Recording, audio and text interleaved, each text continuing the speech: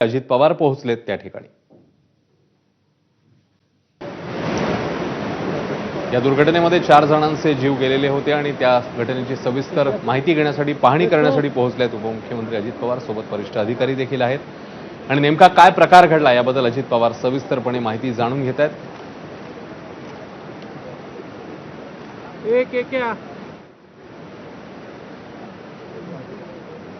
या घटनेमध्ये 4 जणांचे जीव गेलेले होते। नाझिम मुल्ला आपल्यासोबत आहेत अधिकची माहिती द्यायला। नाझिम।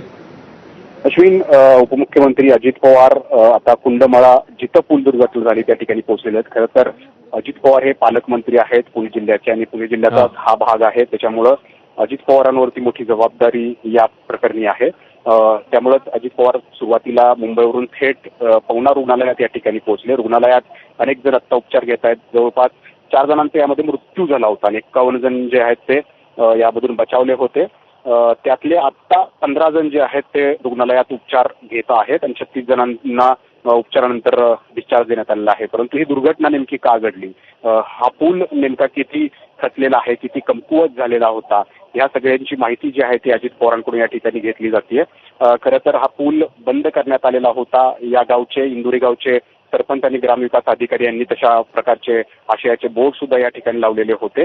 साधारण 1.5 वर्षापूर्वी हा पूल बंद करण्यात आलेला होता आणि त्यानंतरही या पुलावरती ये जा जी आहे ती सुरू होती। अगदी पर्यटकांनी मोठी गर्दी केली आणि त्या परिणामी याचा जो लोखंडी साचा होता तो या ठिकाणी या पुलावरचा रविवारी या ठिकाणी कोसळला आणि त्यामध्ये ही दुर्घटना जी आहे ती घडली आणि त्यानंतर राज्यभर एकच खळबळ उडाली आणि सगळ्या राज्यातल्या अशा कमकुवत पुलांचा प्रश्न पुन्हा एकदा ऐरणीवर आला आणि आज अजित पवार स्वतः या ठिकाणी आलेले आहेत आणि ही पाहणी करण्यापूर्वीच त्यांनी एक या ठिकाणी सूचित केलंय की राज्यातल्या आता सगळ्याच पुलांची एक स्ट्रक्चर ऑडिट जे आहे ते या ठिकाणी केलं जाणार आहे। जे कमकुवत पूल वाटतायत कमकुवत ते केवळ बंद नाही तर त्यांना जमीनदोस्त केलं जाणार आहे, असं या ठिकाणी घोषणा अजित पवारांनी या कुंडमाळ्याच्या पूल दुर्घटनेनंतर जी आज मंत्रिमंडळाची बैठक झाली या बैठकीत असा मोठा निर्णय जो आहे तो या ठिकाणी घेतल्याचं देखील या ठिकाणी जाहीर केलं आणि हा खूप महत्वाचा निर्णय असणार आहे। परंतु केवळ याची घोषणा करणं इथपर्यंत थांबणं गरजेचं नाहीये,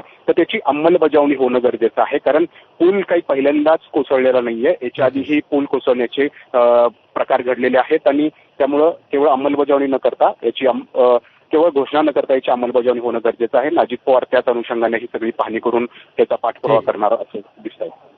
नाझिम, धन्यवाद या सगळ्या सविस्तर माहितीबद्दल।